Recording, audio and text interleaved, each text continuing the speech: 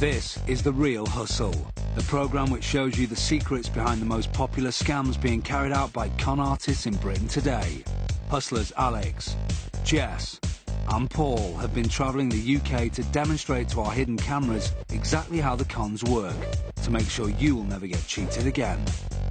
In this episode, we'll see how con artists can dupe you into paying money for worthless scraps of paper, scam you with a sparkling ring, and beat professional poker players at their own game.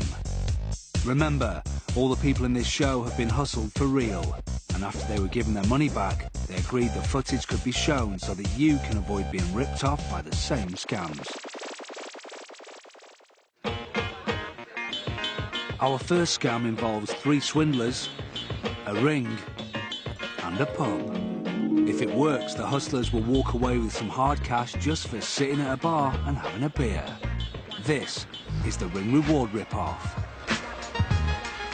Number 1 on the hustlers' checklist. Get themselves a cheap ring that looks like it's worth a few bob. How much is this one, please? This one is £5. £5? Yes. This little sparkler from the market will do nicely. Thank you. This scam depends on the mark believing that the ring is worth an absolute fortune and that the hustler will pay anything to get it back. But in reality, the ring's absolutely worthless. Because they overhear the information told between 2 friends, it's much easier to accept that than if someone were to come up and say to you, you know, this is worth thousands. They've chosen a quiet pub with a male barman that Jess can work her feminine charms on. Meet our victim. He'll be known as the Mark. Just a normal working day pulling pints for him. Well, so far. Jess enters the bar to get the scam into action. Her mission is to get friendly with the Mark. It's a bit quiet in here, isn't it? Yeah, well, actually the stereo is busted apparently. The stereo? Yeah. Oh dear. It sounds good. I'm really sorry. Have you got change for 50? Yeah. I'm ever so sorry. It's all I've got. I've only got 50. It's not a fake one, is it? No, I promise it isn't. I promise. It's pretty real. It's my birthday, so I've got a lot of money on me, that's why. Your birthday? Yeah. Thank you. Pulling out the £50 note is all part of the plan. Now the Mark knows 2 things. She's wealthy and it's her birthday. Hello. Now Jess is joined by a friend for a drink. She is playing the role of the accomplice. Watch how she allows our hustler to bring up the star of this scam, the sparkling ring. What did I get? I'm going to show you. Ooh, it's nice, isn't it? That is really nice. It's the one I wanted. How much was it? £3.5 grand. Notice how a £5 ring from the market has been given a big markup and in full earshot of the barman. She's taking me out, she's not telling me about it. Why do I have a spin? The girls launch their charm offensive. This is known as the honey trap. It will make the Mark putty in their hands. Oh, I just asked. Sorry, what's your name? Drew. Drew. I'm Jessica. This is Alex. I just asked you. Drew will be my stripper, won't you, Drew? Leaving that beer on. Well, let's get him some more pints and then he can come and be our stripper. Now the Mark's been caught in Jess's honey trap and knows the price tag of the birthday ring, the first phase of the scam is complete and they leave the pub. Thank you. Bye, Drew. See you soon. Cue Alex and Paul. They are posing as a couple of mates having a drink, but it's their goal to get the barman to willingly hand over some cash from the till. The next move is for Jess to make the phone call to the pub.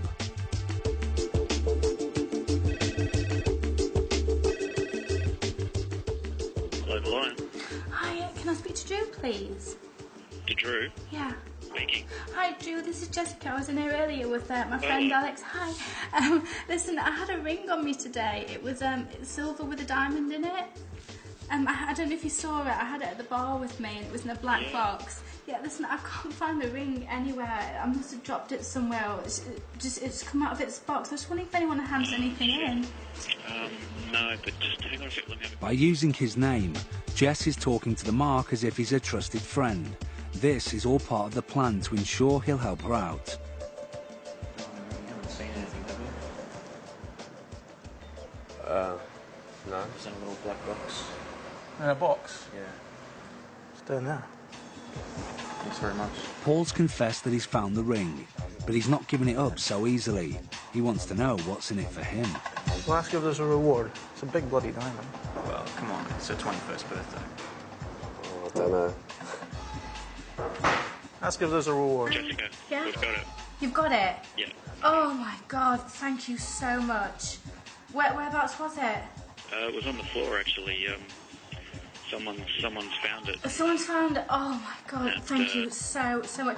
Listen, oh God, listen, just tell them I'll give them a £200 reward, whoever it is. I really will. I've been so panicky. I've been looking absolutely everywhere for it. Yeah. Oh my God. With Jess promising to return to the pub with the reward, the mark should now play directly into the hustler's hands. I don't want it, but, you know, I mean, come on. You take it to Barney, he'd give you money for it. She said she's got 20 quid for it. 20 quid. 20 quid. As the hustlers were hoping, the barman has lied to them and said Jess is offering just £20 reward for the ring. This means he's definitely on the hook.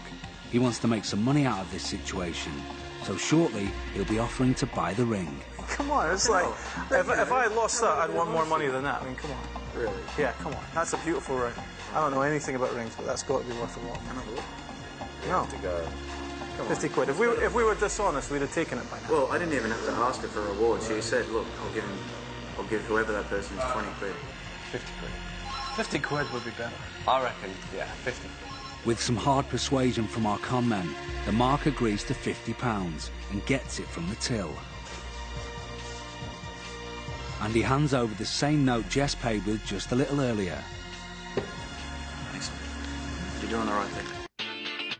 They've not earned as much as they planned, but our hustlers are still £50 better off for just half an hour propping up the bar. All right. Cheers. It's a nice ring. I'd have paid more for that. They leave the barman to await Jesse's return. How long will it take him to realise that he's been scammed and given away money that isn't even his?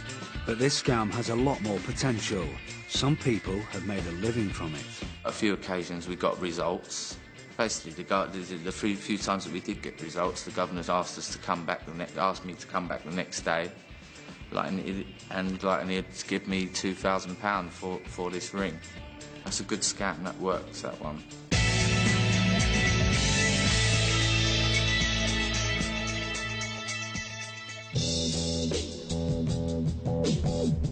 Paul, Jess and Alex are preparing for their version of one of the most profitable scams in the UK today, the Black Money Blag.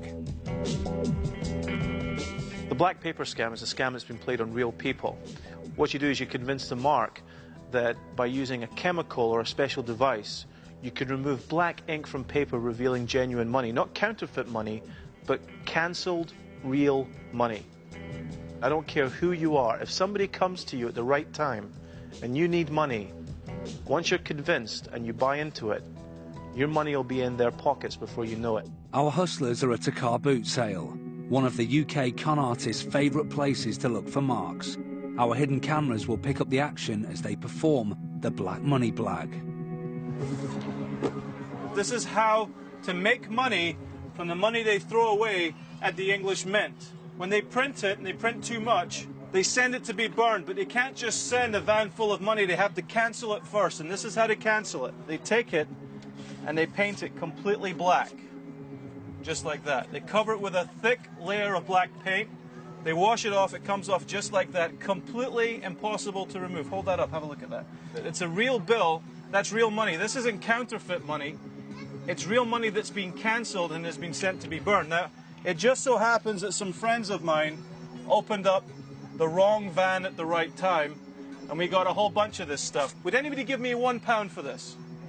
Nobody, right? Nobody's stupid enough to give me. You look stupid enough to give me a pound. Give me £1, just one. £1. £1. If you're not happy, I'll give it back to you. I get it back. If you're not happy. And if you're with her, you must be very, very happy. We have a solution here. Now, the idea of the ink, the reason they cancel it like that is because it's impossible to remove the ink from these bills unless you've got the right solution. And this really is the solution. They think it's completely insoluble, but if we apply this to the paper, it will take it off. Give me any one of those that you like.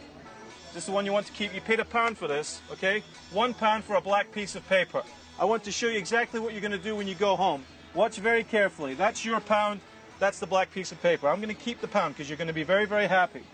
All we have to do is take the black paper and put it on here. Now you can actually just fill a bath with the right solution, put it in overnight, and all of the ink will come off. But if you have a roller like this is an ink roller just like the ones that they use in the printers, but it's been designed to be absorbent to this material. Now we have a little bit of the solution, put it on here like that.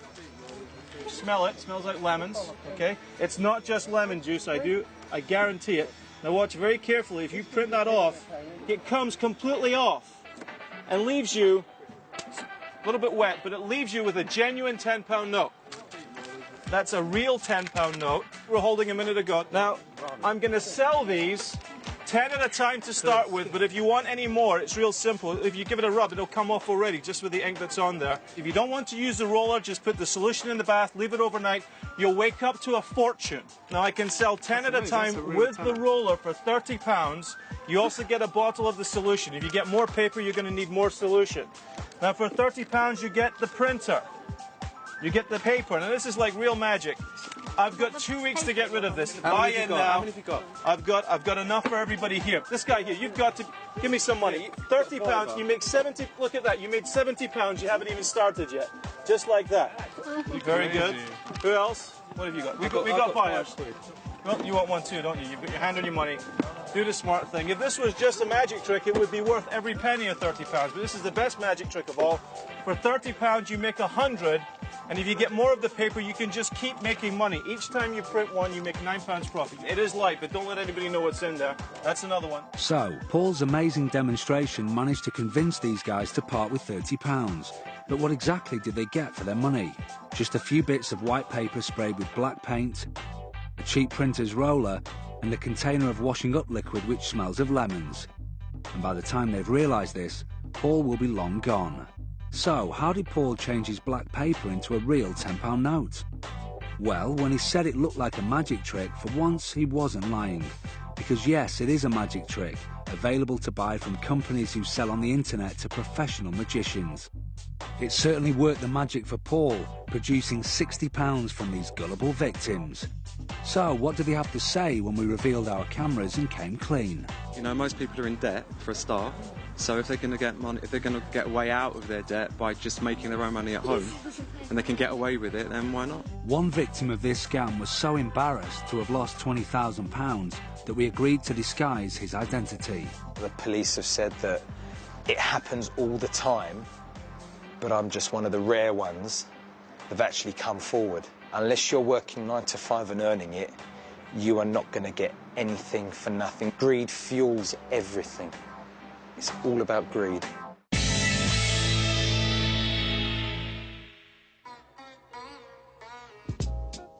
A proposition bet. Everybody knows a proposition bet. It's basically, I can bet you I can do something. Will you bet against me that I can or cannot do this? You're talking about something that sounds absolutely impossible to do. So most people will tell you, well, there's no way that can be done. But if you turn to them and say, yes, there is a way that can be done, by this time, they're so curious just to see how this is going to work that usually they'll just pay a £5 just to see what happens. A proposition bet is a great way to hustle a few free drinks and a meal. Paul, Jess and Alex have come to their local Greasy Spoon. Jess is going to try and get a free coffee with a classic proposition bet, the 3-cup scam. While Paul and Alex look on, Jess begins her scam. I'm not interrupting you, am I? I'm a friend of Claudette's. She's a manager here, and I've been showing her a few tricks this morning, and she just asked me to come over and show you. I've got these 3 cups here. All I want you to, I'm going to do something, I just want you to copy me. Right, I'm just going to go 1, 2, and 3. So I finish with all 3 cups facing mouth upwards. Yep. Yeah, think it looks quite easy? Shall I show you again, just in case? Well, okay.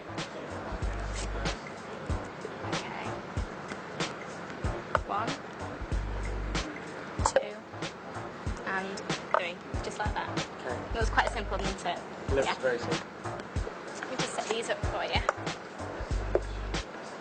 Okay, in your own time, go for it. Oh, well, if you get it right, I'll buy you a coffee. And if you don't get it right, you buy me a crumble. Oh. And a big welcome crumble. That's 1, 2, milk and 2 sugars, please. Very funny. Yeah, you see, it's a bit difficult. You want another go? Yeah, you know how it works, so 2 cups at a time, yeah? You do it first again. No, you do it. 1, 2. You can't do. You're such a little cheat. You are. You should buy me a coffee just for the cheek of it. You gonna buy breakfast anyway? I'll buy her breakfast. I'll buy her lunch as well if she wants. So, what's the secret of the 3-cup scam? Like all proposition bets, it's impossible for the mark to solve. It's all in the way Jess sets out the 3 cups. You'll remember that the cups alternate mouth up and mouth down. When she lays them out for herself to turn them over, the outer cups are mouth down. But when she lays them out for the mark, she lays them out the opposite way up with the outer cups mouth up. So, it's impossible for the mark to copy what she did and get all the cups mouth up in 3 moves. Very sneaky. The mark never had a chance.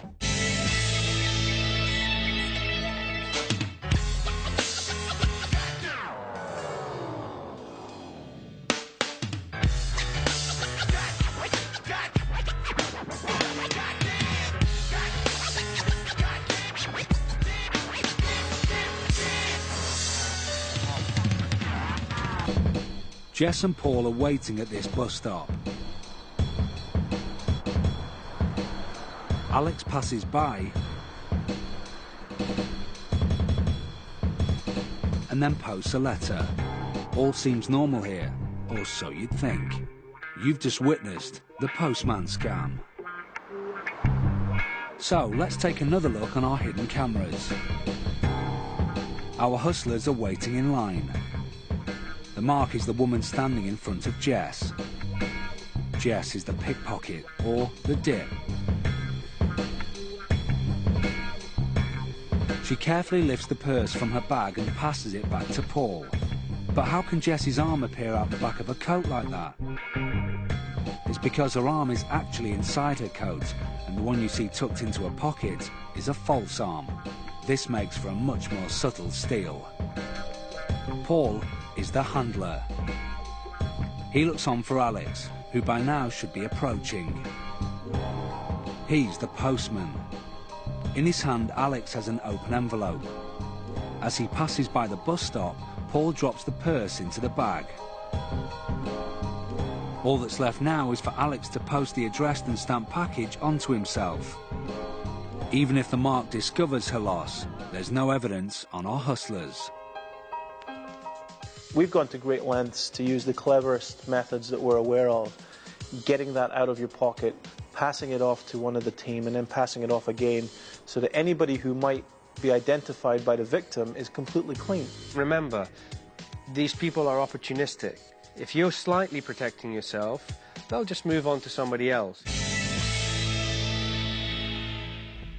Our hustlers have invited 3 of Britain's top professional players for a televised game of poker. When we decided to cheat at poker, we wanted to take on the best, and the Hendon mob are the best at their game. Paul and I play poker quite regularly, and we're pretty good. Without cheating, no chance. They would take us down probably every single time. Nothing can go wrong. Nothing. Because if you're caught, you're dead.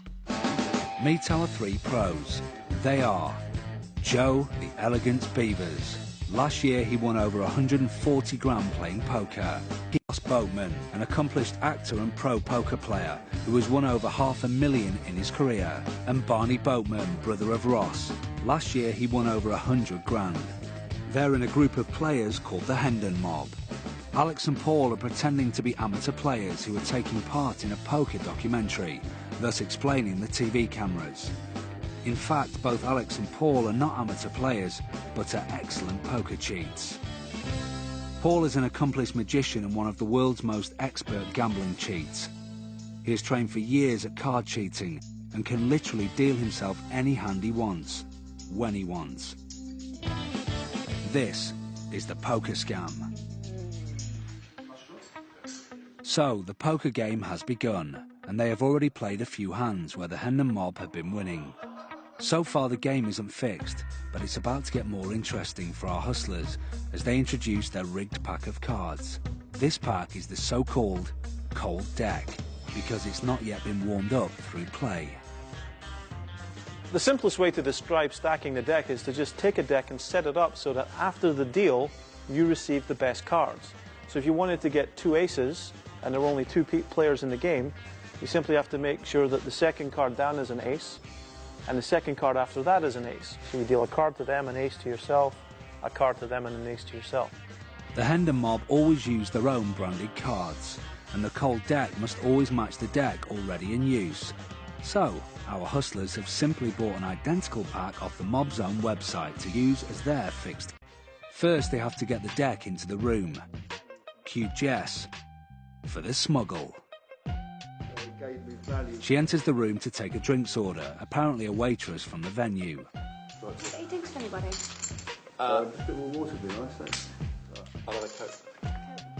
If we look more closely, we can see that she has a deck of cards hidden behind her notebook. This deck's been pre-stacked by our hustlers, and they need to get hold of it to start playing their fixed hand. Paul's hand is in position, waiting to receive the deck. Will she manage it? Yes, perfect. The cards have dropped safely into Paul's awaiting hand. He is now in possession of the rigged deck. But next, Paul has to get them up onto the table and into play. To do so, he needs to swap the existing deck with the rigged deck in his hand. How's he going to do this? It's time for the switch. This is where it all started. Yeah. Again, Jess is on standby to aid him. She's back in the room to serve the drinks. And then we started travelling. We were kind of the winners in the game. Right. And then we started travelling around Europe. And maybe 1 or 2 of us would turn up. And people would say, oh, yeah, where's the rest of the Hendon mob? Right. Did you see it? If we look again, he's got the real deck in his left hand and the rigged deck in his right hand. As he moves the chair, he's put the real deck on his seat and the rigged deck up onto the table. It was very simple, but very effective. The rigged deck is now in play. Next up is the shuffle. Before every hand, the cards must be shuffled. But the cards have been stacked in the correct order, and a shuffle will ruin everything. Actually, no. Amazingly, Paul isn't really shuffling the deck here. He's using sleight of hand to shuffle, and then return the cards to exactly the same order they started in. This is the hardest part of the whole scam, and a skill that's taken years for Paul to perfect. Now comes the cut. This is a critical move for our hustlers. If the order of cards changes, their fixed hand won't work. Paul's indicated the point in the deck where Alex should make the cut. The moves are all over, but it doesn't mean that things are going to get any easier. The hustlers have to have given the professional players just the right cards. Too high and they might smell a cheat. Too low and they might fold. Just right though, and they'll bet thousands of pounds in chips. As planned, Paul folds. To win the game, the hustlers only need one unbeatable hand at the table. Luckily for Ross, the hustlers have given him a bad hand, and he folds too. But Barney has a jack and a 10, which has very strong potential. Joe has a look at his hand, and does a very good job of hiding his emotions. He's got 2 aces. This is the best hand he could hope for at this stage. Alex takes a look at his cards, and of course he already knows what he's got, a pair of queens. It's 1,300 on top. The Hendon mob have just put down £1,300 each, and they've still got 5 cards to see. They've definitely taken the bait. Will the next 3 cards reel them in even more?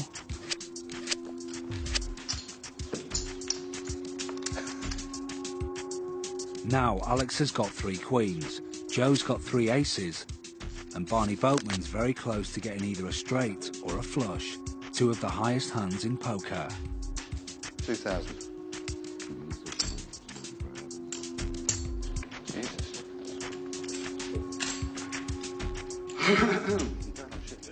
Now it's time for the 6th card out of 7. It's the 2 of spades. Barney Boatman's made his flush. He's got 5 spades. This is where the pro players really show their skills. I'm all in. Barney puts down a huge pile of chips to try and scare everyone off. Yeah. 2. But Joe and Alex have gone all in too.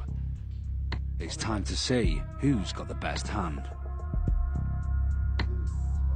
It's too close to call. Everyone thinks they've got the winning hand, but if the Hustlers have succeeded with their plan, this last card will be a spade and Alex will make a flush, beating everyone at the table.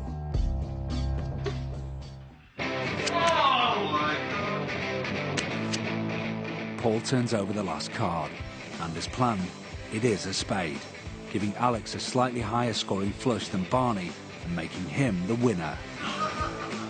The cheated hand of cards has turned up trumps. Against the odds, Alex the amateurs managed to beat the pros at poker. The Hendon mob still don't know the game is rigged. For the next hand, they smuggled another cold deck onto the table, gave Barney Boatman 4-8, and beat him with a straight flush. This is an absolute cold deck. That is absolutely ridiculous. No. No one's going to believe this. Once the hand was over, the Hustlers revealed it was a scam. So, what tips have the mob got to avoid being cheated? Don't be scared by this programme. There's no reason to be scared. There's no reason to go out and think, oh my God, everybody's cheating. The majority of the time when you play poker, you're playing in a controlled environment. And the best policemen at the table are the players. If you think there's something a little bit dodgy going on, speak up. If the cards haven't been shuffled properly, say so. If someone does a two-handed cut, tell them you want to see them cut again. If you've got any experience at all, things will happen that are unlikely, that don't feel right. All I can say is that we make our living playing the game, and this hasn't worried us. Also anything to add? Yeah, don't play with these guys. Yeah. We had an advantage in this game in that it was dealt by the players, so we would get a hold of the deck. If we were playing the Hendon mob in their element, which would be in a professionally monitored poker game, we wouldn't be able to pull these moves.